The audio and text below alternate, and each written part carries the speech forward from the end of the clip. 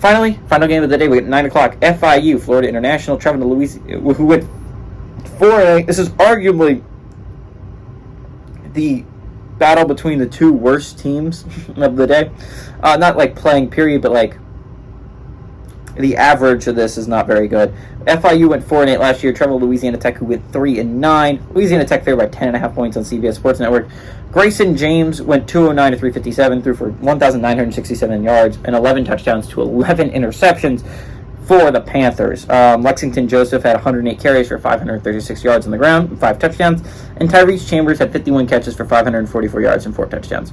Parker McNeil for the Bulldogs went 123 of 214, threw for 1,908 yards, 18 touchdowns to 8 interceptions, a much better ratio than James. Marquise Crosby had 183 carries for 918 yards and 9 touchdowns, almost broke that 1,000-yard mark.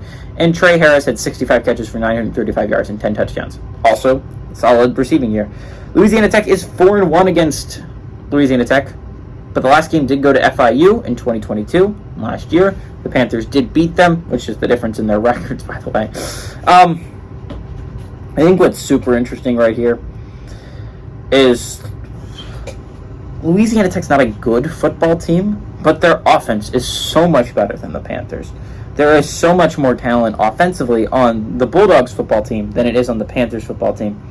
Louisiana Tech does get it at home. This is definitely the game I'd be least interested in watching today, but it probably is going to be a decently close game. It's the fourth biggest spread of the day, but it has a bad thing of, number one, there's not a good team playing in it that's going to have a chance at the playoffs. Like if you look at the Navy-Notre Dame game and the San Jose State-USC game, you at least have those two things going for it. You get an early look at what Notre Dame's going to look like on offense and defense, and you get an early look at what USC is going to look like on offense and defense.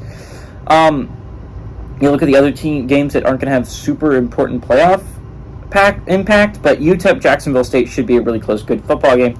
UMass New Mexico State should also be interesting, and Ohio San Diego State also should be a very interesting football game to tune into.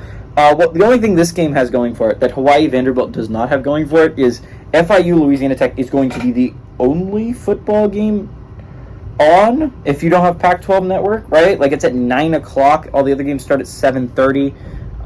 It's going to be the last football game going, so if you're up late and you want to watch some football, I guess that's what it has going for it if you have CBS Sports Network. I like Louisiana Tech here. I like Louisiana Tech to win by a lot. I think they're a much better team than FIU. I think they have had FIU's number over the past couple of years, despite last year. They have it at home. Give me Louisiana Tech to win and cover. Everybody, this is GGB saying adios amigos, and tune in for week 1 predictions, as well as other videos should be coming out this week.